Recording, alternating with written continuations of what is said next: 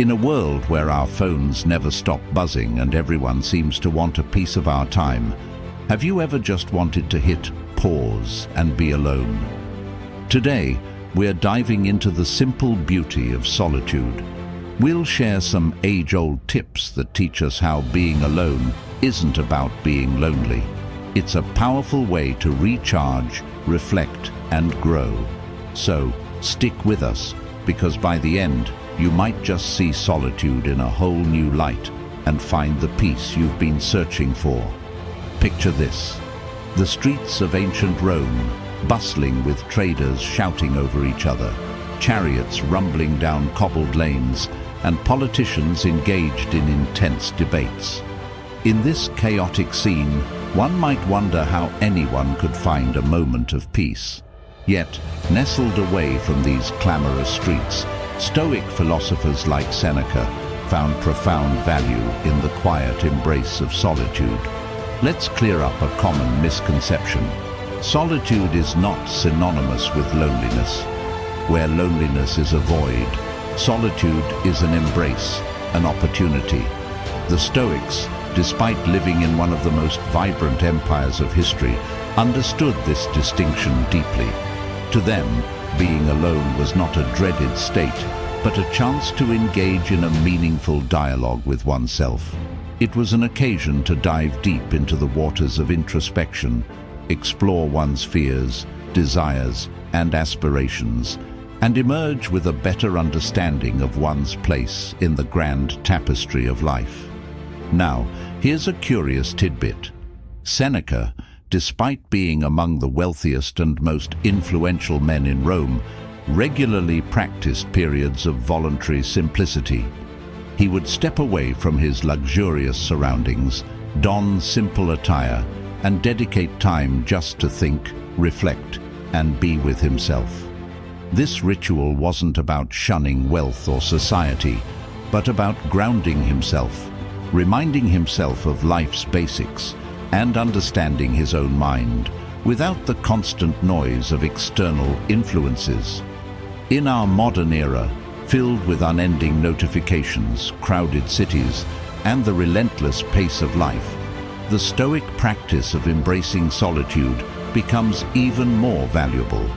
It serves as a reminder that sometimes, to truly hear oneself, one must step away from the crowd, find a quiet corner, and simply listen to the thoughts that emerge.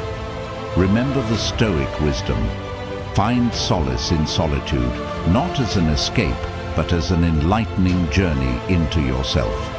Because as Seneca and his peers would argue, within that silence, you might just find the answers you've been searching for. Did you know that research has consistently shown the immense benefits of solitude on our brain? In the midst of our 24/7 connected world, our minds are often drowning in information, constantly processing stimuli. This non-stop action can lead to cognitive fatigue, reducing our ability to think creatively and critically. But here's the curious bit. Studies have revealed that even short periods of solitude can boost our cognitive abilities. When we embrace silence, it's like hitting the reset button on our brains. Our concentration improves, we can reflect more deeply, and our creativity gets a notable boost. Moreover, it's not just about mental rejuvenation. Embracing solitude also has emotional benefits. When we're constantly connected, we're often reacting to news, to social media posts, to instant messages. By stepping back, even if for a brief moment, we can respond rather than react. We give ourselves the space to process emotions, understand our triggers, and thereby cultivate a more balanced emotional life. So, what's the practical takeaway? Dedicate a few moments every day to just be with yourself. It could be a short walk, some quiet time with a cup of tea, or simply sitting in a peaceful corner of your home. This simple act, rooted in ancient wisdom and backed by modern science, can be a game changer in managing the frenetic pace of contemporary life. Dive into solitude, not to escape, but to find yourself amidst the chaos. In an era dominated by algorithms and external validations, we often forget to ask ourselves some of the most fundamental questions about who we are and what we truly desire. Self-reflection is the art of diving deep into our minds, allowing us to uncover and understand our genuine passions, fears, strengths, and areas of growth. But here's a thought-provoking fact. According to studies, individuals who dedicate time for self-reflection are more resilient. They adapt better to challenging situations and are less likely to suffer from depression and anxiety. Why? Because when you understand your thoughts and reactions, you're better equipped to manage them. One of the most valuable aspects of self-reflection is its ability to enable personal growth. When we confront our shortcomings, not as criticisms but as areas for development, we pave the way for transformation. Self-reflection isn't about being hard on oneself. It's about learning and evolving. Yet, the modern world doesn't necessarily encourage such introspection. We're often pushed to chase goals, seek external validations, and get lost in the daily grind. Breaking this cycle requires intentionality. So here's a simple yet effective exercise to kickstart your self-reflection journey. Set aside just 10 minutes at the end of your day. Sit in a quiet space. No gadgets, no interruptions. Reflect on the day. What went well? What could have been better? What did you learn about yourself? This daily ritual can serve as a compass, guiding you toward a life that aligns more closely with your core values and aspirations. Remember, the journey to understanding oneself isn't a destination, but a continual process. In this pursuit, solitude becomes your most trusted ally, a sacred space where genuine transformation can occur. Embrace it. As we immerse ourselves in introspection, understanding our desires and fears, we become more attuned to the symphony of our thoughts. This awareness is the bridge leading us to another transformative practice.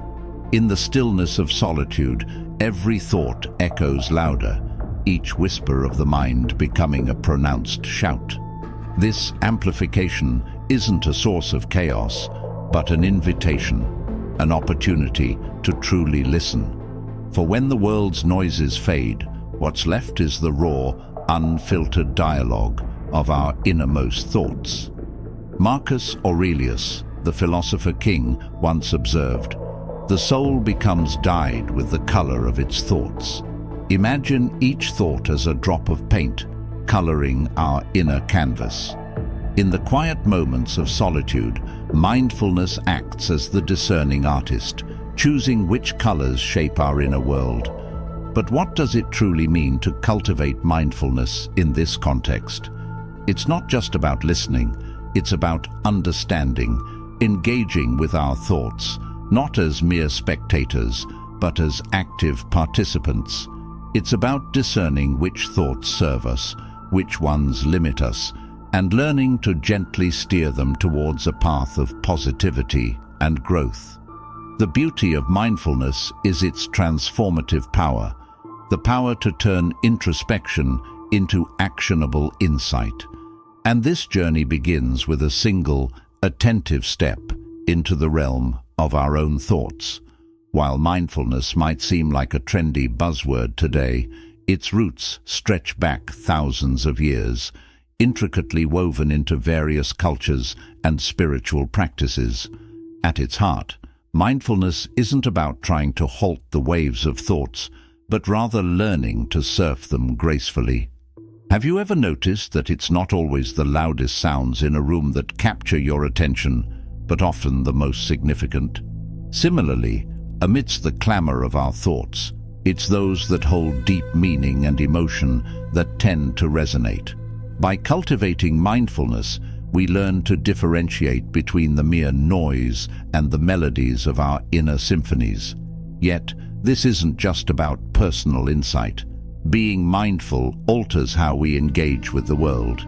It transforms our reactions into responses, our impulsiveness into deliberation. By truly confronting and guiding our thoughts, we start to act with intention rather than habit.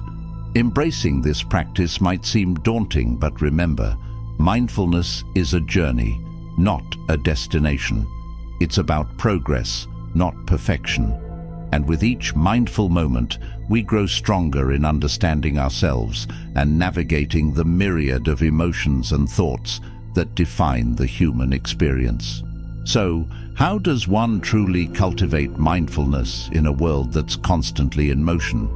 It starts with creating a sacred space for yourself, even if it's just a few minutes daily. It's about pausing and tuning into the present, feeling the rhythm of your breath, and anchoring yourself to the here and now. But here's a curious tidbit. Neuroscience research has shown that regular mindfulness practices can literally rewire our brains. Over time, areas responsible for attention and emotional regulation grow denser, while those linked with stress shrink. It's like a mental workout, strengthening the muscles we use to stay present and calm amidst the chaos. In essence, mindfulness isn't just a tool for personal exploration. It's a transformative force. As we grow in our mindfulness journey, not only do we become more attuned to our own inner workings, but we also foster deeper connections with others.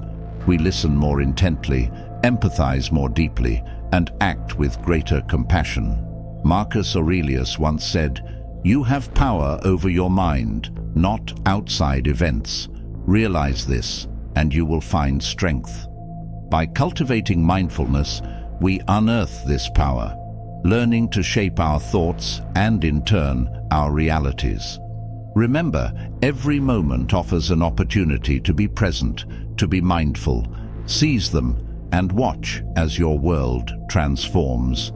After learning to sit still and listen to our thoughts, it's time to act.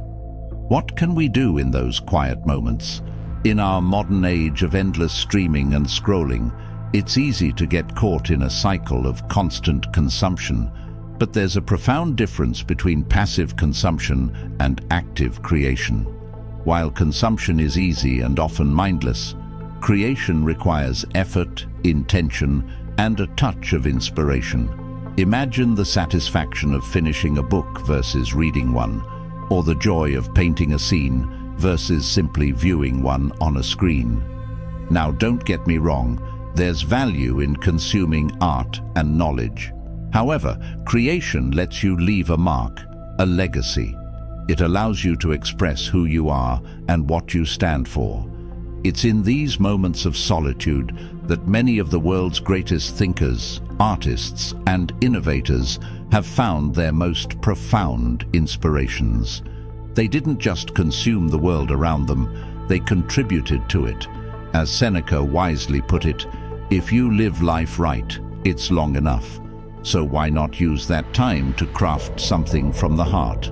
Whether it's penning your thoughts, sketching your dreams, or simply reflecting on your goals, every act of creation is a step towards a life filled with purpose and passion. The act of creating isn't just about producing tangible objects or art. It's about cultivating a mindset, a way of engaging with the world. Think about the last time you learned a new skill or took up a hobby. Didn't it feel like you were adding a new layer to your identity, expanding your horizons? Creation can also be a therapeutic outlet. In a world that often seems noisy and chaotic, sitting down to write, sketch, or craft can be a sanctuary for your thoughts. It provides an avenue for you to vent, to express, and to process feelings that might otherwise go unaddressed. Furthermore, creation boosts your cognitive skills. When you create, you're problem-solving, innovating, and imagining, all vital skills in today's world. Consuming content passively might entertain, but creating it nourishes the brain, keeping it active and sharp. Moreover, every time you choose to create, you're developing discipline and perseverance. It takes patience to refine a skill, to rework a draft, or to perfect a drawing.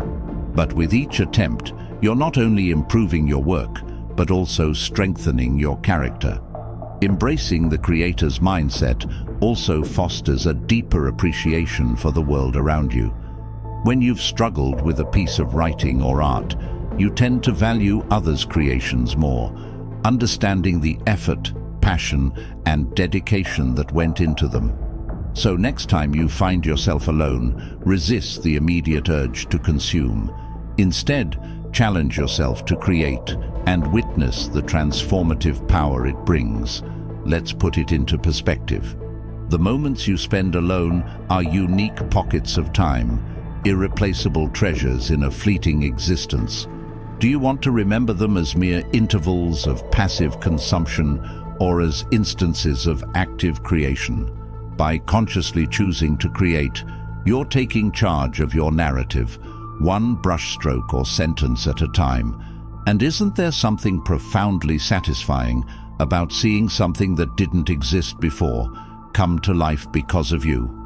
A poem, a sketch, a tune, or even a new perspective or idea. These are legacies we leave behind, fragments of ourselves immortalized. And here's an essential tidbit. Creation doesn't demand perfection.